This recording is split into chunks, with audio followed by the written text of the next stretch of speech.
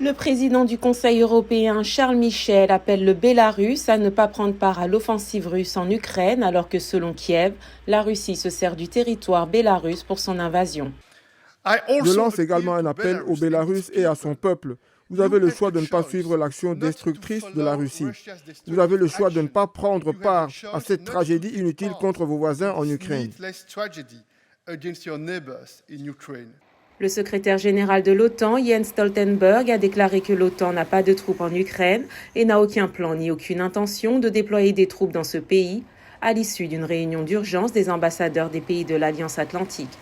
Pas de troupes de combat de l'OTAN, pas de troupes de l'OTAN du tout à l'intérieur de l'Ukraine. Nous avons clairement indiqué que nous n'avions aucun plan ni déploiement intentionnel de troupes de l'OTAN en Ukraine. Ce que nous avons clairement indiqué, c'est que nous avons déjà augmenté et que nous augmentons encore la présence des troupes de l'OTAN dans la partie orientale des territoires de l'OTAN. Emmanuel Macron a appelé à l'unité dans une allocution télévisée avec le drapeau ukrainien en arrière-plan, aux côtés des drapeaux français et européens. Dans cette épreuve, la France se tient aux côtés de l'Ukraine. Je veux saluer le courage et la détermination du président ukrainien, des autorités et du peuple ukrainien. Leur liberté est la nôtre.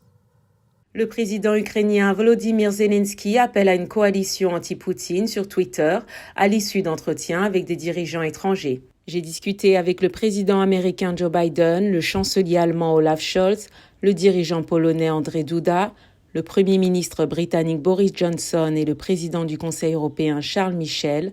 J'exhorte à arrêter Poutine, la guerre contre l'Ukraine et le monde immédiatement. Nous sommes en train de bâtir une coalition anti-Poutine. Des sanctions immédiates, une défense et un soutien financier pour l'Ukraine. Fermer l'espace aérien. Le monde doit contraindre la Russie à la paix. Comme annoncé précédemment, le président américain Joe Biden a vigoureusement condamné l'invasion de l'Ukraine par la Russie et annoncé de nouvelles sanctions contre Moscou.